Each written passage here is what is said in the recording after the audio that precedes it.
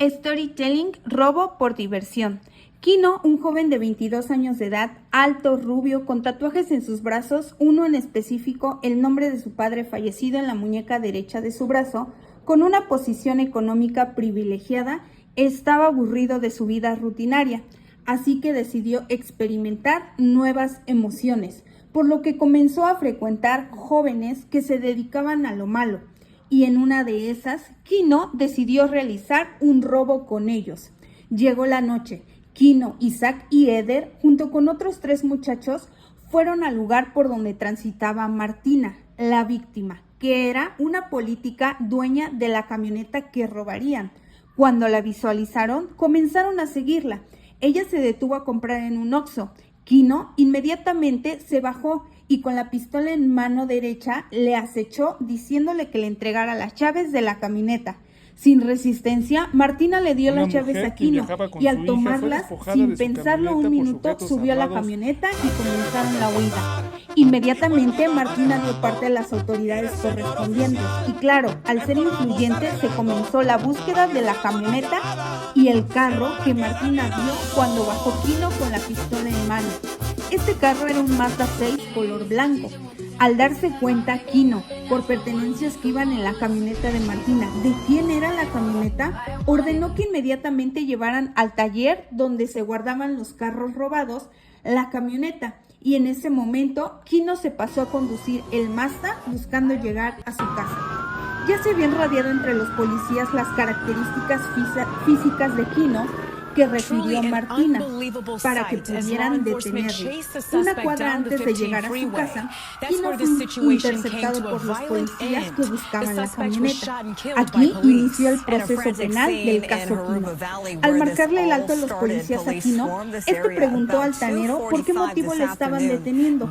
Los policías no llevaban una orden de aprehensión, pero se había señalado un delito en flagrancia. Y Kino tenía todas las características del hombre que Martina había señalado como el presunto autor del delito. Al detenerle, los policías le comentaron que era sospechoso de robo y le dijeron todos sus derechos, derecho a guardar silencio y hacer una llamada. Al llegar al Ministerio Público, la denuncia ya estaba hecha formalmente. Martina acusaba a Kino de ser el autor intelectual del robo. Sin embargo, Kino no había sido detenido en la camioneta que se habían robado, por lo que el Ministerio Público solo tenía 48 horas para reunir las pruebas y poner a Kino a disposición del juez de control. A ese tiempo, Kino ya había llamado a su madre, quien sin poderlo creer, inmediatamente llamó a su abogado familiar. En la etapa inicial de investigación, en las pruebas y elementos suficientes para inculpar a Kino, en esta etapa inicial del proceso penal, la Fiscalía comenzó a recabar todo tipo de pruebas que pudiera inculpar a Kino. Solicitó las cámaras instaladas del Comando Control Comunicación y Cómputo C5, por donde se perpetró el delito del robo de la camioneta. Visitó también el Oxxo a donde se detuvo Martina para verificar si había testigos que pudieran narrar los hechos. Solicitó peritos expertos en la materia para examinar huellas o algún indicio de pruebas, etc. Mientras tanto, a Kino se le hizo la formulación de imputación ante la presencia del juez de control. Se le informó por qué motivo se le estaba investigando, la clasificación del delito y se le hizo la observación de su derecho a declarar o abstenerse. Se le informó de las soluciones o salidas alternas, los acuerdos reparatorios y, en caso de haber la posibilidad, la suspensión condicional. Sin embargo, Kino sí declaró y no aceptó los cargos por el delito de robo.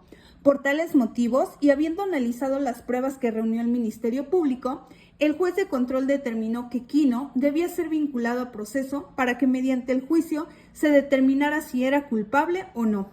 Se señalaron las medidas cautelares de prisión preventiva, las cuales durarían todo el proceso penal hasta que se dictara una sentencia, mismas que fueron supervisadas por la Dirección General de Seguridad Procesal de la Unidad de Órganos Especializados por competencia de la Guardia Nacional, así como la Autoridad de Supervisión de Medidas Cautelares y de la Suspensión Condicional del Proceso.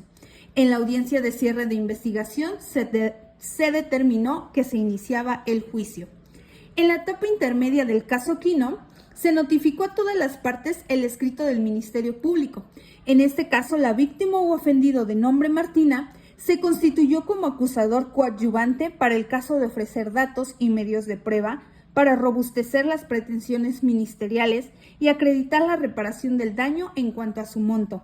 En esta etapa escrita se hizo un intercambio de escritos entre todas las partes intervinientes para depurar hechos, derechos y medios de prueba, ofrecimiento y admisión de medios de prueba, acuerdos probatorios, incidentes de previo y especial pronunciamiento para la corrección de vicios de forma y preparar la fase oral. Por su parte, la defensa de Quino entregó materialmente la copia de los registros al Ministerio Público y accesó a las evidencias materiales que ofrecería en la audiencia intermedia. También corroboró que no hubieran existido arbitrariedades y violación a los derechos fundamentales de Quino cuando se hizo la detención, así como en la investigación por parte del Ministerio Público. No obstante, todo se realizó conforme a proceso.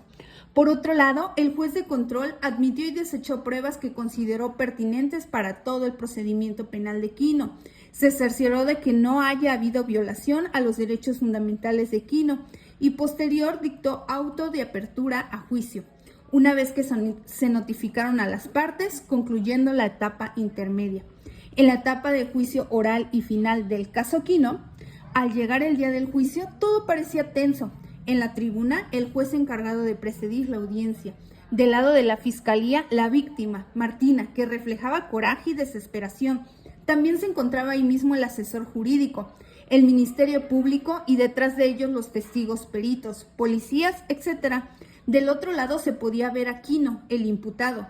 Manuel, su abogado, con un temple de estar seguro de la defensa de Quino. Su madre, desconsolada y desconcertada, hacían una silla sentada justo atrás de Quino. En la sala también se encontraba el juez de control y demás audiencia. Así que estaban reunidos justo en ese momento todas las partes involucradas en el proceso penal: la víctima, el imputado, el asesor jurídico, el defensor abogado, el Ministerio Público, la policía y todos los órganos jurisdiccionales participantes del proceso. Ante el nerviosismo de Quino, su proceso penal estaba ya en la última etapa. Lo que había comenzado como una aventura, hoy Quino se jugaba la libertad ante el temor de dejar sola a su madre, ya que su padre hace años había muerto. En ese instante, Quino se arrepentía de sus actos ilícitos. Sin embargo, él sabía que unas horas más tarde podría estar preso definitivamente por casi 15 o 25 años de prisión, de acuerdo al Código Penal del Estado de Morelos, y además de comprobarse por la aportación de armas de 2 a 8 años de prisión. Las pruebas comenzaron a desahogarse. El Ministerio Público atacaba fuertemente a Quino. Su víctima, por segunda ocasión, le señaló directamente, sin dudarlo, como la persona que le colocó el arma en la cabeza, pidiéndole las llaves de su camioneta. Los testigos refirieron que aparentemente sí era Quino. Los videos de las cámaras no mostraban claramente el rostro de Quino y los peritos no aseguraron que de verdad Quino fuera el autor intelectual del delito. No obstante, el asesor jurídico de la víctima no aportó mucho al caso. El turno de la defensa llegó y lo que no esperaban, traían una coartada muy bien armada. El abogado, sorprendentemente, era muy bueno. Incluso señaló que Quino se encontraba haciendo compras en una tienda de autoservicio a la hora que se perpetuó el delito. Demostró que Quino, al ser el único hijo y heredero de toda la fortuna de su padre y su madre, no tenía necesidad alguna de robar. Finalmente se hicieron los alegatos de clausura y entonces era el turno del juez de emitir una sentencia. Comenzó enfatizando el principio de presunción de inocencia si no existen las pruebas suficientes que demuestren lo contrario. Exhortó a la fiscalía, ya que una prueba muy contundente que pudieron haber sido los tatuajes del imputado, en especial el de la muñeca derecha con la que supuestamente portaba el arma, y al llevar playera el imputado, como refirieron, la víctima seguramente tuvo que haber visto los tatuajes. Sin embargo, tal hecho nunca se mencionó. En medio de la incertidumbre de todos los presentes, el juez dictó sentencia absolutoria debido a la falta de pruebas, quedando la sociedad, como en muchos casos, con un amargo sabor de boca, probablemente por la ineficiencia de la fiscalía, por las lagunas que existen en las leyes mexicanas y sí, por la corrupción que predomina en todo México. De acuerdo con cifras del Secretariado Ejecutivo del Sistema Nacional de Seguridad Pública, SES, el año anterior se denunciaron ante la FGE 4.358 robos de vehículos ante la Fiscalía General del Estado, casi la mitad con lujo de violencia, y de los cuales 3.021 corresponden a autos de 4 ruedas, 1.337 fueron motocicletas, y así muchos delincuentes siguen operando en las calles.